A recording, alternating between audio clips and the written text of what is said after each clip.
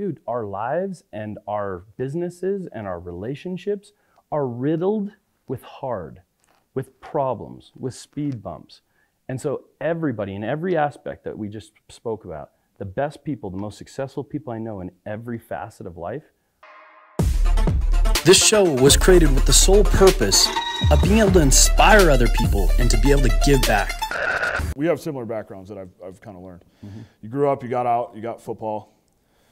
You know, I went into the military. The question that I've always wondered, though, is when you leave that, there's some serious kind of identity type issues that some people get. You know, I don't know. I definitely did. Yeah. I would be curious to see kind of what you, how you feel about that. It's super common. I mean, honestly, like especially among most of my former like teammates and peers in football, that's like one of the most common frustrations or at least challenges in being able to just move on, right? And be successful. Because look, the majority of those types of people that are successful in the military, people that are successful in athletics, that are pro athletes, these are driven people, these are ambitious people, these are disciplined people. I mean, that's just, you don't get there unless you're that. And so those people have a track record of success, and the hard part about it is they've developed those characteristics, but it's all been channeled to one place. And that's awesome while you're in that one place, but as soon as that one place is taken from you or you leave it, now it's just really hard to take all those same attributes and characteristics that you've developed over 10, 15, 20, 30 years and to be able to channel them somewhere else, because it's like taking, a square peg into a, circle. It's just not going to fit, right? And so it's, what I've seen is that with my close friends and teammates, man, they've had a really, really hard time making that transition, mostly like what you're saying, because of an identity thing. It's stories that we tell ourselves, right? Like you and I both know that you have been telling yourself since you were a young kid that you're good at this and you're not good at this, and you don't have this because you came from that, and your parents only gave you this or told you you couldn't do this or that. Like we all have those stories. Sure. I grew up with those stories.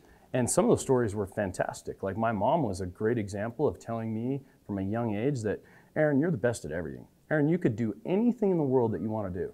And so like when you're a little kid, like who do you believe? You believe your parents. Oh yeah, 100%. So even though that may have been accurate, may have not been accurate, it didn't matter. I believed it 100%. So like when some other kid that I didn't know, or some stupid teacher or some shitty coach told me, hey, you can't play in the NCAA. You're from Canada, some shitless. Nobody does that. When my buddies, when we watched the national championship on TV, Florida State versus Virginia Tech, Michael Vick versus Peter Warwick, that was the first college football game I ever watched. Wow. First one. I was in 10th grade. I had just started playing football the year before, and all my buddies were watching like 200,000 people in the stands, and this is like this amazing football game. I mean, the crowd's going goo goo gaga, fans are like nuts, they're showing shots of, like, this is College Game Day, showing shots of people, tailgating and everything. And I remember super vivid and clear, all my buddies, these are my closest friends, and they're like, dude, wouldn't it be amazing to be able to like play in front of crowds like that? I mean, we get 20 people come to our high school football game, 20. Like, and it's freezing ass cold. It's like this. It's like winter outside, We're playing in the snow in Canada. I'm from you know what's up. Yeah. So the fact is we're watching this game. We got hundreds of thousands of people, national TV, people just going nuts. And my buddies are like, wouldn't this be amazing to play like on TV in college in the United States? Like that'd be something else. And I remember sitting there for like 4 or 5 seconds and thinking, hell yeah, that'd be awesome. I'm gonna do that. And I said it to myself, and then I said it to everybody. I said, I'm gonna do that. And everybody looked at me and laughed. They're like, yeah, whatever, Wags. Like, people from Canada don't play in those guys. They literally thought American football players, like American kids, were just like innately stronger, like physiologically bigger, stronger, faster for some reason, And I was like, well, my mom told me I was the best at everything, so shit, I'm gonna do that, And that sounds nuts, but that's truly how I believed. And so I worked my ass off. I was like, dude, I was 155 pounds or something like that, and I just started going to the gym after football practice by myself. I told my mom that I needed to gain weight. I didn't know shit about nutrition or gaining weight. She went to Costco and bought me big bulk tubs of peanut butter. I'd come home from school and I'd sit in front of the TV and I'd eat peanut butter by the scoop. That's what I did, you know?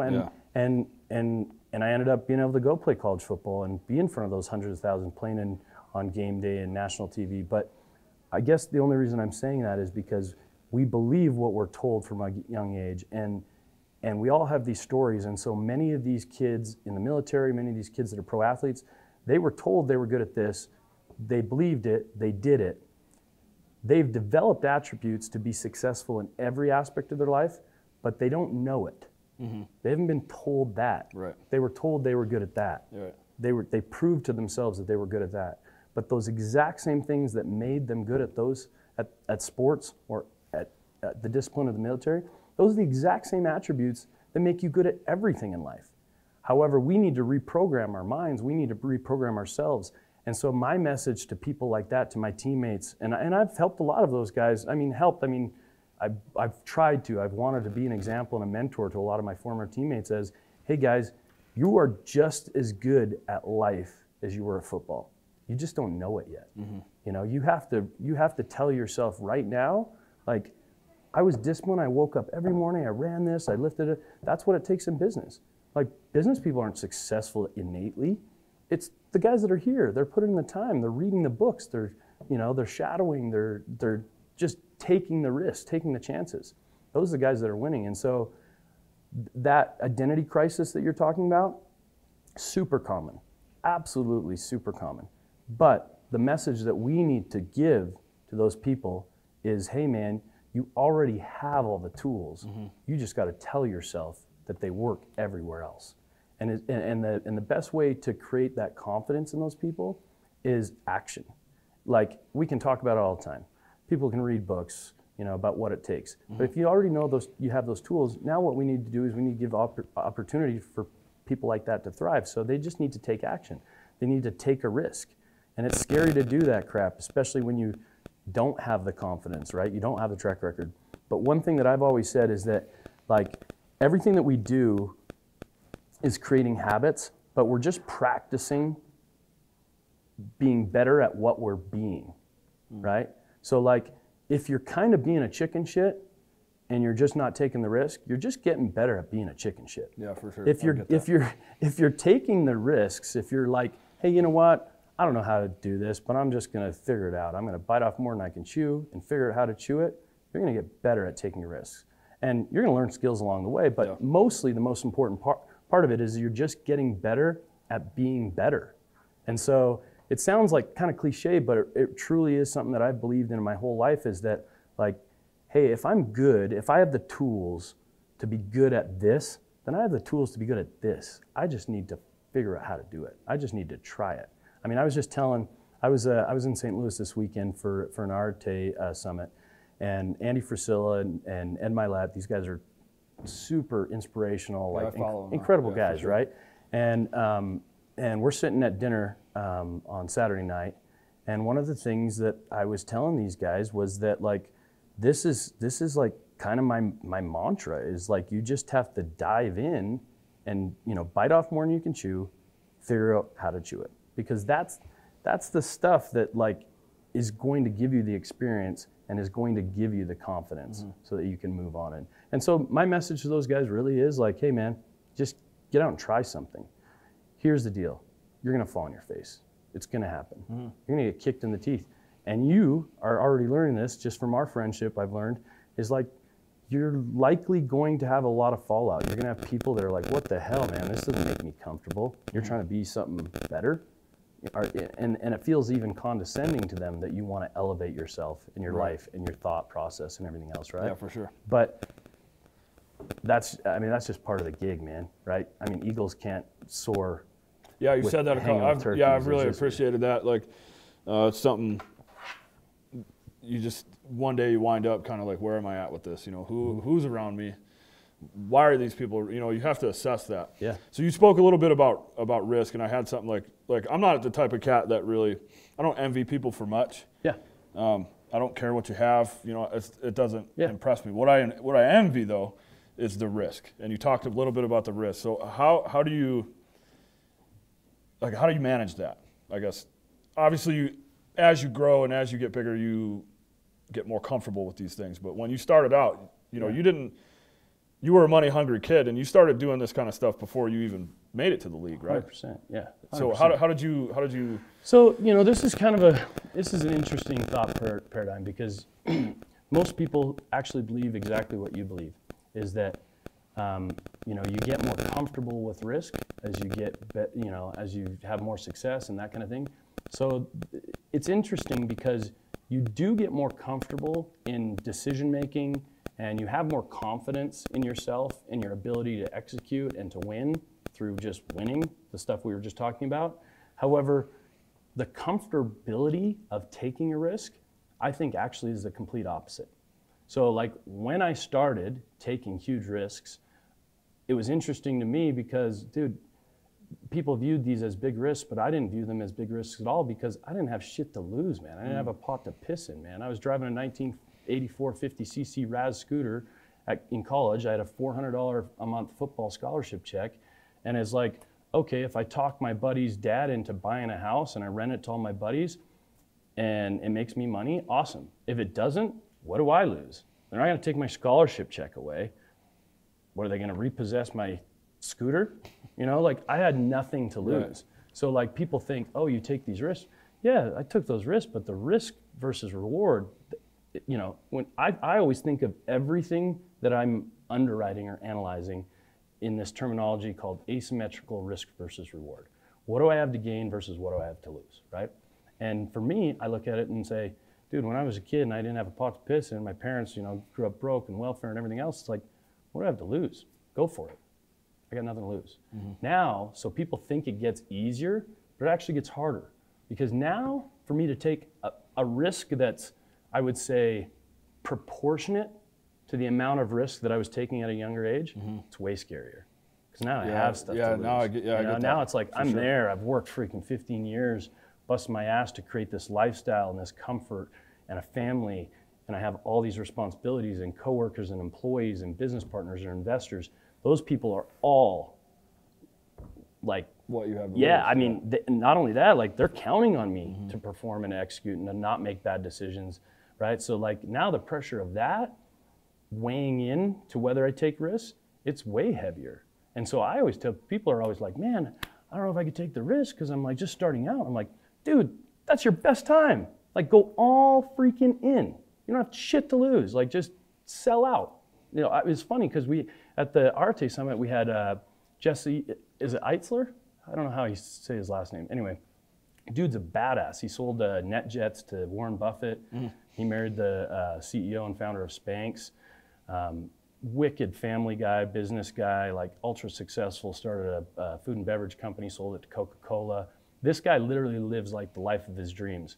And I thought it was super interesting how he told us the story of everything that he was doing in his life and how he made decisions. But one thing that was really cool was that when he told the story about how he actually created NetJets, it was awesome.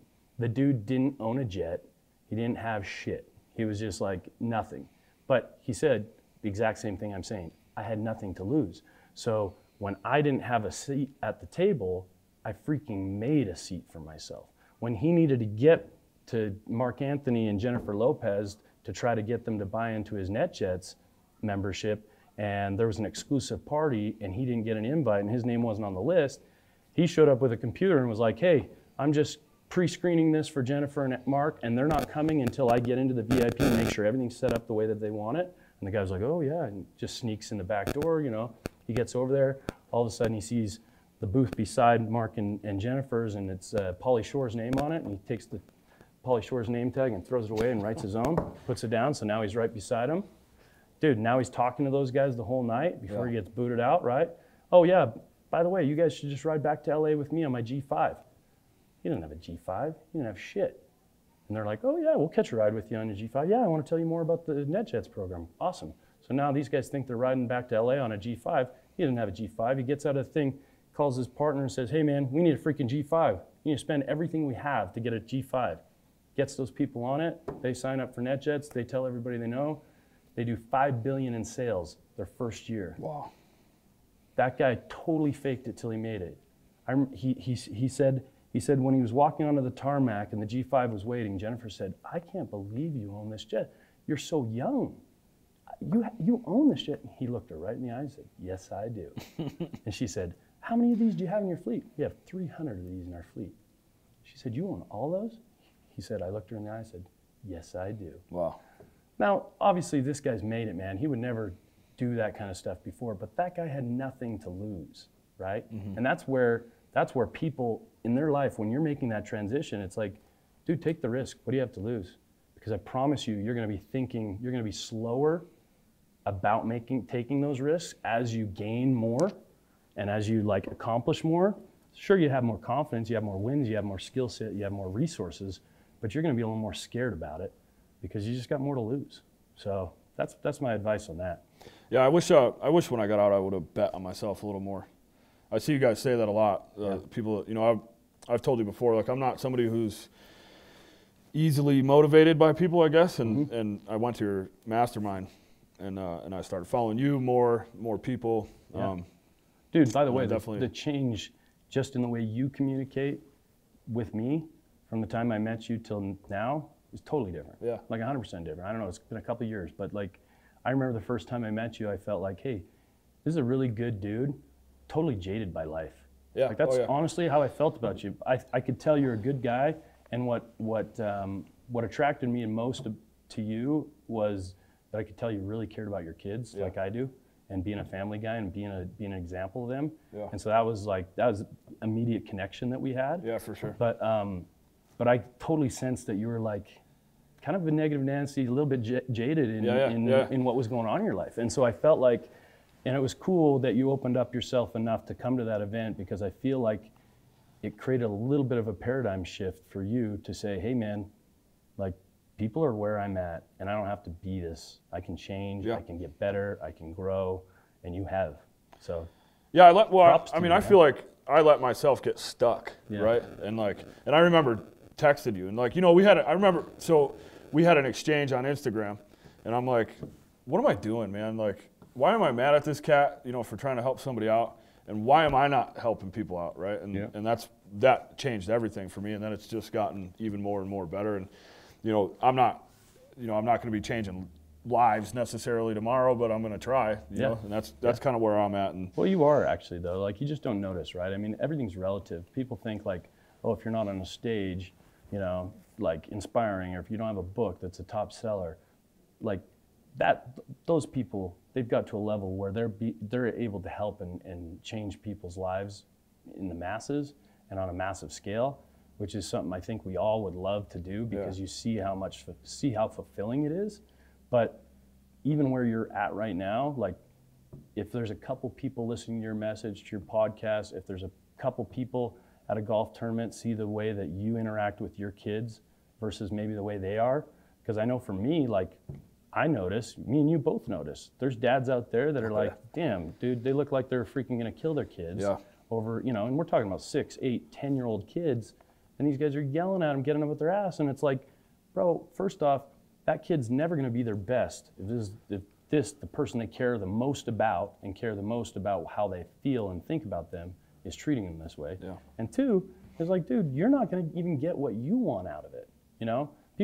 I get these comments from people all the time about how, Aaron, I love that you're such a dedicated father.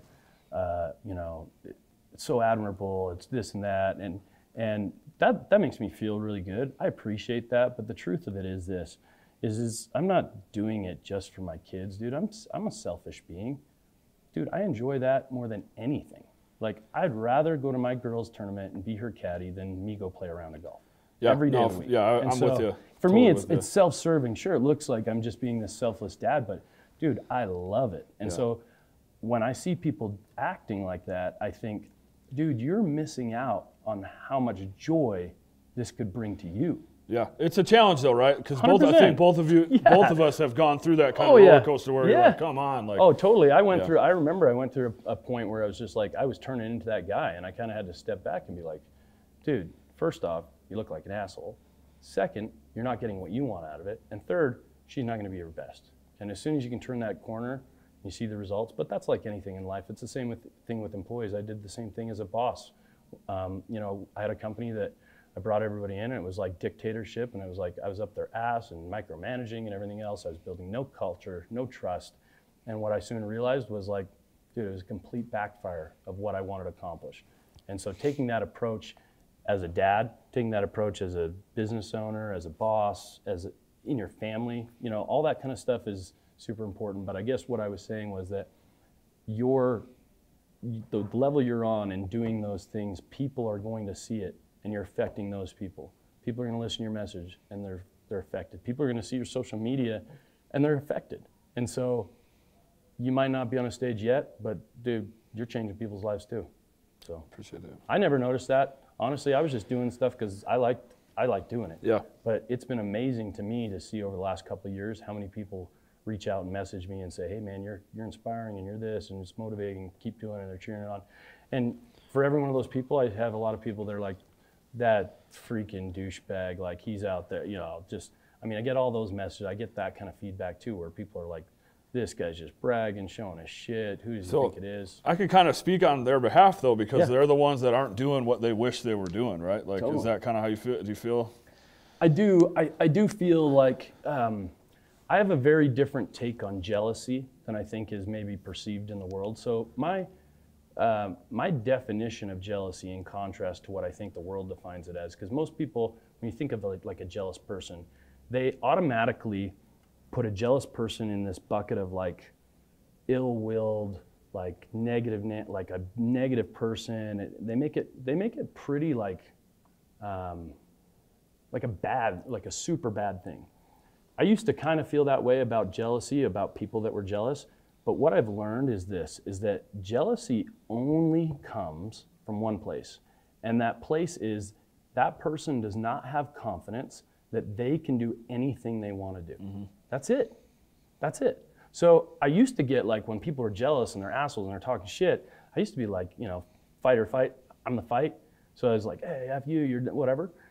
Now, because I truly internalized and believe that that's what jealousy is, I don't even get mad at them. I don't even take it. I just think to myself, man, like, you want better, but you don't believe that you can do it. Mm-hmm. You don't believe that you have it in you. You don't have enough confidence. And so, you know, misery loves company. It's lonely. Like, people down there, they just like, it hurts them to see that because they want it. And so I have a lot more empathy for people like that now. And I don't really get mad at it at all. I just honestly think, man, you need to do some things in your life so that you can be happy. So that you can, because you're way more, I mean, everybody is 100% way more capable of than what they're doing right now. Like, our potential is stupid. It's like nobody even knows what our potential is, you know? Yeah, no, I used to find that with a lot of my guys, you know, that I used to be in the military with. It was just like, man, like, what do you know, like, yo, let's just talk for a minute and find that next level, because like, you were here and then you've just allowed yourself to like digress. Like, what are you doing? Totally. You know, and like, you need to tap back into that, you know? Yeah. Well, it's like when you hear people say like, oh, I just want to maintain where I'm at, you know? There's no such thing as maintain. No, I think it might've been you. It definitely seems like something you would have said. Like, do you remember when you wanted everything you have now? Yeah. Yeah, I remember when I said that. I'm like, man, and like, I did, right? Yep. So like, I was sitting at my house, like up north or whatever, and I had the ability to do more and be better. And I'm like, man, I'm like this. I'm literally sitting in everything I, you know, years ago told myself, like, this is all I could ever hope for. And then it's like, boom, like, no, you gotta go, man. You gotta take the next step. And I think listening to the parallels just from where you've come to where I'm at, and the just the raw similarities of those lifestyles. Mm-hmm. I guess, what would you tell a guy from my side of the table, like, if they're out tomorrow, what would you tell them? They're out tomorrow, meaning if out of the military, like, if boom, it's over, you just got cut. You know, whatever. What do you say? And well, I think the first thing I would say is, like, what do you want out of life? That's it. You know, like, you got to really, really figure out and decide what you want out of life, because my definition of success and yours and somebody else's could be and should be completely different. Yeah. Because we all have like these checklists, but like, some people that I know, and they're super driven and ambitious, ultra wealthy people, their significance only comes from accumulating wealth. And it makes them happy. And some people say, oh, money doesn't make you happy. For those people, that makes them happy. I also know people that honestly have very, very conservative lifestyles. They don't have a lot of money, but their happiness level, like their quality of life, is just as good or better, surpasses those people. Yeah. And so you can be very happy. I'll say this, I don't think you can be very happy being broke. There's very few people I know that are like broke, like can't pay their shit, worried about this, worried about feeding, because people care about people. If you have kids, you have dependents, you have whatever, like those are real stresses. Yeah. So if you can't get yourself to a position where you can take care of your own, like it's gonna be really difficult to be happy. But in terms of that next level of hey, I'm comfortable versus I'm ultra wealthy, I don't think that has any bearing on your personal happiness level, because you can find it anywhere. So the question is, hey, what would I say? I would say, hey, what do you want out of life? What makes you happy? Because ultimately, everything we do in this life, I think funnels to one goal: personal happiness. Mm-hmm. And the happiness of others, but happiness in general, though, right? Yeah. It's a pursuit, right? So for me, I have to sit down all the time and say, ultimately, like who I am today, what makes me happy? Because at a time 10 years ago, it was, dude, I need to make way more money. That's what's going to make me happy. And quite frankly, it did. Yeah. But now is, the difference between making 100 million or making $1 billion, will that change my happiness level? That's what I ask myself. Will that change my happiness level? Unlikely. Like what? I can charter a bigger jet, you know what I mean? Like, I can go on, I don't know, like you can't really go on a better vacation. You can't do anything really different. So the time and effort it would take to go from there to there, is that something I want to pursue? Probably not, because it doesn't affect my happiness level. But I start thinking about things like, okay, what would affect my happiness level? Well, I'd like to reorganize my business and my ventures and my pursuits so that I could spend more time with my kids, so I can be their caddy, so I can go to their basketball games, because they're coming into ages now where they're going to be really active. That is absolutely going to impact my happiness level. That's raw happiness. I see that in you when we're out there, man. That's so fun. So for me, I look at those things and I ask myself those questions, and I think that that's what everybody needs to do. They need to say, what will make me happy? And by the way, that will change, because we're just writing this big book, right? So depending on what chapter you're in, and that's going to change. What's going to drive you to happiness right now is going to be different next year and the year after. But those people need to say, what do I need right now to be happy? And they might, and ultimately it would probably be, well, I need to find something that gets me excited. Like I always tell people, you hear the gurus like, hey, do what you're passionate about. And we even tell our kids this, like, hey, follow your passions.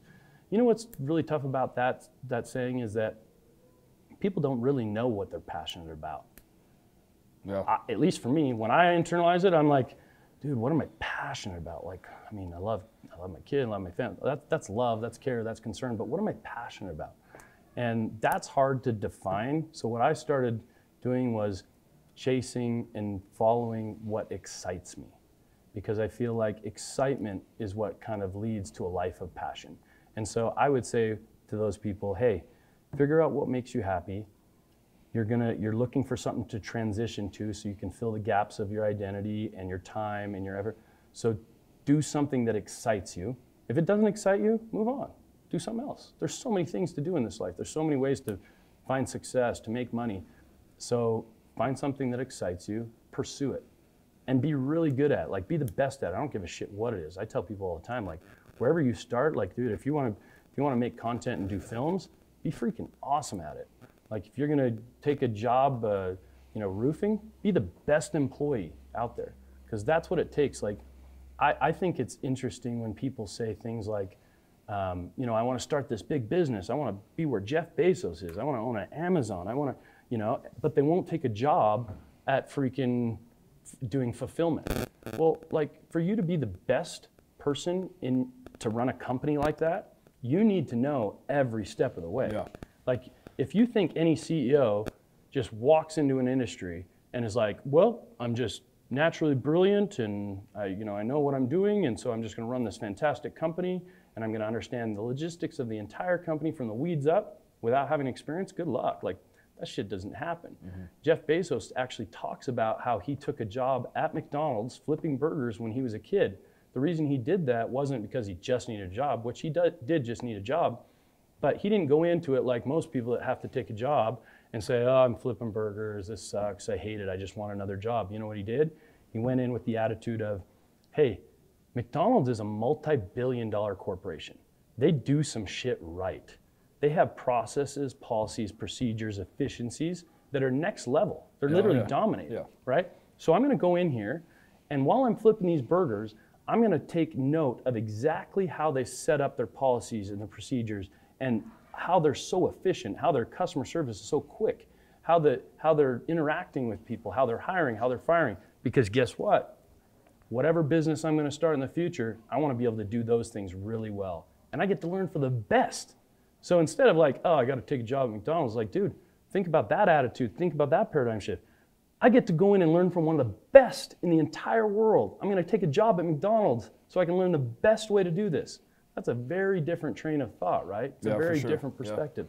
And that's the way people need to look at it. Like, you come out of the military, or like for pro athletes, those poor dudes, man, most of them didn't finish their degree. Even if they did, they have no job experience. Now they're 30 years old. Even if they are smart and have a degree, most people, if they're gonna hire a young up and coming, they wanna get the guy at 22, 23, not the guy at 30, you know? And most of those guys have a pride badge where they're like, I don't wanna go back. I don't wanna, I was making this money, I don't wanna take a job for 60K a year or 50 grand a year. It's like, bro, the way that business works is you have to take 2 steps back to move 10 forward. It's just like any business owner has to do it. That was a slap in the face for me. 100%. I mean, I was 23 years old. I had 13 guys under my charge, like $5 million worth of gear. We're like rolling around in Iraq, like doing this, and and those guys all looked at me, right? Like, I get out and I go to state government, and they're like, hey, here's some pens. Here's some paperwork. Like, shitty desk in the corner. Yeah, man. Yeah. It's hard. It's hard on your pride, but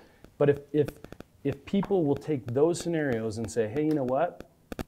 I'm starting from the bottom, but I'm going to learn what the best of it is, and I'm going to perform the best, and the cream always rises to the top. Yeah, for sure. That's what I did. I mean, in government work, it wasn't that hard. I was able to just outperform, and eventually I moved up. It was cool, but and it got me, to a more comfortable place that and I'm helping people, and I enjoy it. So.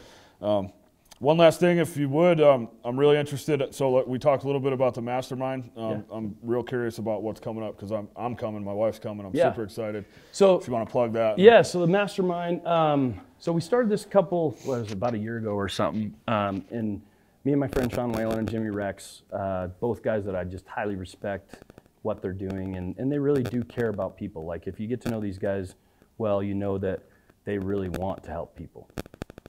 I really do too, but I've never made it a priority. And where it was kind of born for me was that I get so many messages, hundreds of messages of people saying, hey man, can I take you to lunch and pick your brain? Can I come meet with you? Or can I get your advice on this? Or I'm thinking about doing this, what's your advice? Unfortunately, just because of my bandwidth and priority, I can't answer all those questions. I can't give all those people time, even though I actually really do want to. I just can't do it. Right. And so I just looked at it as an opportunity when we were sitting there talking one day was, hey, I need to have some kind of platform where I can give back, because I didn't really realize that potentially some of my experiences and my messaging really, really could help people, and I do care to help people. And so I looked at it as an opportunity where, like, hey man, maybe I can do this once a quarter or once a whatever, and maybe it'll lead into creating more content where I can now, it's like a scalable way to really help people. Yeah. And so the first time that we had it, I literally, my messaging to people when we started blasting it out was like, hey man, if you've ever asked and whatever, and wanted to meet and pick my brain or whatever, like, buy a ticket to this thing. I'm not making money off it. I don't care about the money. This is just a way to give back, but at least I can do it in a scalable format, right? Yeah. And that's one thing that's fantastic about social media today is you create content like this and you can share it with people in a scalable format. One thing that you don't want to do if you're the guy trying to get a mentor and trying to learn is if you go to a successful person, somebody you would say or trying to be or get to where they're at, and you say, and they don't know better, so I'm not like being condescending, but like when I get a message that says, hey man, can I take you for coffee and pick your brain? Yeah. Or can I take you to lunch and pick your brain? Look man, that's like literally asking me if you can pay me $5 for me to download 20 years of experience and talent and everything else for $5. Right. Like it's kind of a little bit of a slap. I know better, so I don't take it that way, but it's kind of a slap in the face for people. Sure. So like when somebody asks me, hey, can I take you to lunch? Oh, great, you're gonna give me a $5 free lunch or a $10 free lunch, and I gotta download my shit on you for an hour? Like, there's no value add there. Yeah. If you want to create real relationships with people, you have to bring value to those people. I'll tell you the people that have got my time in the past. I got a videographer actually that I was in business with. Him and his partner, I actually invested in their company. And years ago, instead of him like, hey man, can I pick your brain? It was like, hey, you're doing some really cool stuff. I noticed that you don't really have any videos or anything. Can I show up and just make you some really awesome videos? I was like, heck yeah. So he came to one of our store openings, made this wicked video for me. It was awesome. And so I was like, this is killer. I love this video. And like, what are you guys doing with this? Oh, we'd love to do this for other businesses. Great, let me help you, right? Now, those guys are my business partners. You know, they're go out there creating content, doing those things. Like that kid wanted to get some of my time. He literally got into business with me by bringing value. And every person out there has the ability to do that. Yeah. So if you want to go find a mentor, if you want to get somebody's time, think of a way that you can bring value to that person, whatever it is, and you'll get it. But don't ask people to pick their brain. It's a shitty thing to do. Yeah. People don't realize that. So I'm not trying to, because really people just want to learn, and they've heard people say that so much that it just becomes this thing. But you know, I literally, every time I get one of those messages, I just want to tell the people. Problem is I don't have the time to tell them all. So this is why I'm telling them all. So if this gets out there. And I totally get what you're saying. And like my guys that I'm familiar with, guys that I've been around, like they're executors, right? Yeah. Like they're not always going to be this, you know, have every single skill set, but they'll figure it out. Yeah. And that's all they know how to do, because that's what you're left with. And I love it when you guys say that, like, hey, just bring value. Yep. Like, bring value to someone and go execute. And that's what I would tell these guys, because I know what they're capable of. They just don't know how to, like you said earlier, you know, switch your mindset. Yeah. That would be, you know, that's what I get messages from a lot of my guys, like, hey, you know, how was it when you got out? Like this, that, or the other. When you moved on, it's like, dude, yeah, it's hard, man, but you gotta shift. Yep. You gotta be willing to 100%. Mop a floor maybe, or whatever. Like, but you better be the best at mopping that floor, right? Yeah. Because that's the only way to get that next job. If you ever expect you're gonna be the guy at the top, like if that's a desire for you to be a boss or run a company or whatever it is, if you can't do the easiest thing in the whole effing company well, how do you expect to be the boss? Right. It blows me away that we got kids that work for me right now, young kids that don't know how to freaking clean a floor or wipe a countertop, but they're literally telling my managers, hey, I want to be a shift lead. I'm totally ready for it. I want to be the man. You don't know how to fucking wipe a table, man. Yeah. Like, if you can't do that right, you can't run a store, you know? If you can't run a store, you can't run a company. Like, people have to understand that the way you do anything is the way you do everything. That's it. I remember, so my boy owns a pizzeria back home in Buffalo. It's what a lot of people do. Mm-hmm. And I remember I drove him into where he had to work for a couple hours because he was working for his parents or whatever, and I didn't have to work, but I was standing in the back, and I just saw like work to be done, right? So I'm like, oh man, let me help out. Yep. It's gonna get us out downtown or whatever we're doing. I remember like some of my other buddies at work actually had jobs there. Were like, what are you doing? I'm like, man, I just want to help out, bro. Like, you know, we're gonna go. And, dude, his mom was like, hey, will you come and work for me? Yeah. And like I've carried a lot of that on, so I love it when you guys say that, because like I totally get it. Like, what value did I add there? I mean, just that I was willing to help out and show them like 100%. what I was about, you know, me as a person. And yeah, I worked for them for quite a few years before I made the leap. That's a big deal. I got a shift lead at one of my stores right now, and honestly, I'll tell you how he got the position. He got a promotion immediately. Was like, hey, we had to shut a store down and redo it, and we needed all the stuff moved out of the store so that we can get the floor redone. And I sent out a message on like our Slack to all the employees, the current employees that were there. And I said, hey man, I know there's like nobody's on shift or anything right now, but I need people at the store right now to just come help move shit. And one kid just jumped up, like he was there in 10 minutes. He worked his ass off all day. There was no real skill to it or anything. It was just an attitude of being willing to do anything and do it well. Right. And that's what he did. And I knew right then, that's a kid that just wants to be good at what he does, and he wants to be there, and that in itself is adding value. Oh, for sure. That's rare these days, man. Totally. Like, I feel like. Totally I don't rare. know. I feel like that's pretty rare, but yeah. I mean, I think having spent a lot of time with you, watching the people that you associate with, has changed me a lot, and I know it can change a lot of my guys. I'm gonna Thanks, man. push it to everybody that I can. Yeah, Just because, thanks. like I said, it's one of those things where you're like, man, I was like hanging around one of the baddest gun clubs in the world. Yeah.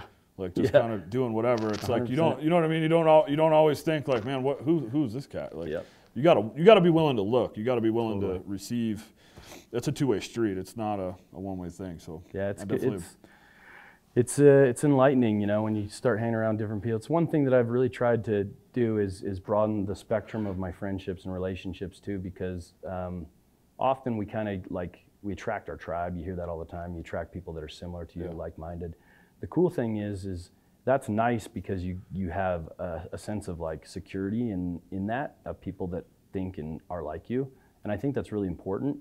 But I also feel like it's very, very important to try to always reach out beyond maybe like those people that are very similar to you, because at least for me, I think I learn, or my perspective changes a lot more in speaking to people that are very different from me. 100%. You know, and 100%. so it's a big deal for me. I've tried to focus on in the last 5 years is like, hey, make sure that you're putting effort into relationships of people that are very different on the spectrum. So like, you know, I get people ask me literally like, dude, like you're friends with this guy, or oh, like how do you know this guy? Because we'd seem like very opposite people.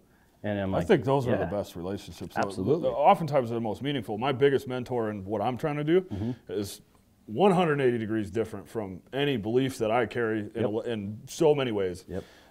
But he's been a huge impact in my life and what I'm willing to do. And it was, again, to come full circle, it was your collaboration that helped me get to that point, right? Like, cool. So this stuff is, I mean, I feel like people, for my guys, if I could give them a message after this, is just like, man, open up your eyes, you know, to all these other people and all these other things. And I was around guys who literally, this kid was like, we were working a night shift one night, and he's like, man, you see that computer monitor? Like, that got here somehow. And he's like, I'm going to figure out how it got here, and I'm going to make money off of that. And dude, a week later, he had a business, and I'm like, how did you do that? He's like, bro, I just learned it. I figured it out.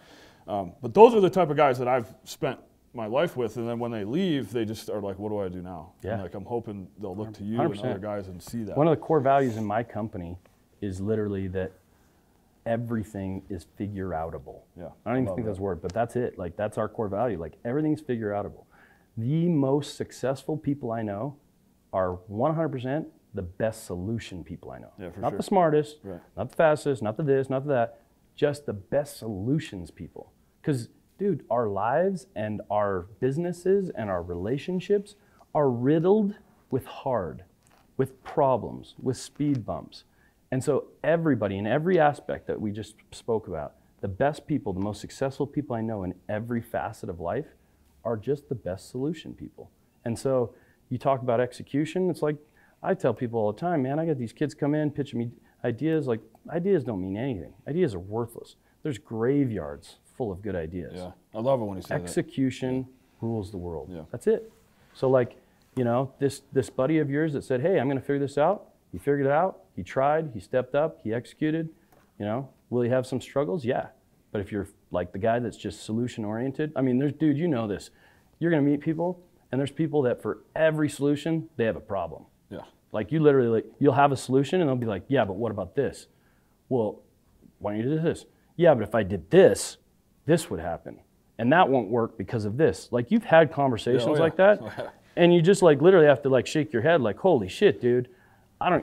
If you were speaking to God right now, you'd have a freaking problem for every one of his solutions. I don't mean to make any connection between, but there's also on the opposite of that, people that for every single problem have a solution. Right. That's who that guy That's who was. we need to be. And I'm like, man, that dude, I'm like, you're unreal. Yeah, be that But guy. I promise you that guy, and the point of a lot of what I want to get out of this conversation, what I hope people will, is that guy transitioned and walked away clean, Yep. walked away happy, Yep. and was ready for whatever else came, right? And, Totally. and you know, I can honestly say, like, yeah, I was working hard on education and all these other things. I'm like, all right, cool, I'll just get a job. Yeah. And that was fine, but I don't think that was really enough, right? Yeah. And this guy, he was like, man, I work for myself. Yep. And like, that's pretty awesome. So I would hope. Yeah. And some people want, hopefully you know, guys will take some people that's what will make them happy. For other people, like, dude, it makes them completely happy to work for somebody else. You know, I have employees that, like, honestly, I think some of them, it really fulfills them to just support leaders and to, you know, and some want to be leaders and some want to just be part of building something special that helps people and gives people opportunity. So, like, the questions those people have to ask themselves is, what makes me happy? And then what's the formula to that happiness? And then now that I have a formula, like, how do I execute on that? And then quit asking yourselves questions and go to fucking work. Yeah. You know? Yeah. That's it. That's where I get stuck. It's like, you know, all right, man, I just got to go. Yeah. I think I'm there now. You know, Yeah. I just got to kind of go. Absolutely. But Like, hopefully. I've found, honestly, man, that the majority of my success, now, it's a double-edged sword, right? Because there's definitely some flaw, or at least some cons of, like, just go, go, go. Oh, 100%, like, yeah. without thinking about things, you know. for sure. People always talk about, hey, you know, the guy gives them an axe and says, chop a tree down, and the one guy starts chopping, and he chops for 8 or 10 hours, and the other guy sharpens his axe for 45 minutes and cuts it down in 10 minutes. You know, it's like, you want to work smart rather than just work hard. But at the same time, at least for me, what I've realized is, man, there's so many people that are just paralysis by analysis, and I'm winning most of the time just by going. Yeah. You know, just by going. And sometimes it leads to a dead end, but that's life, you know. Right. Just figure it out. Thanks, man. Thanks Cool. for your Thanks, time. brother. This show was created with the sole purpose of being able to inspire other people and to be able to give back.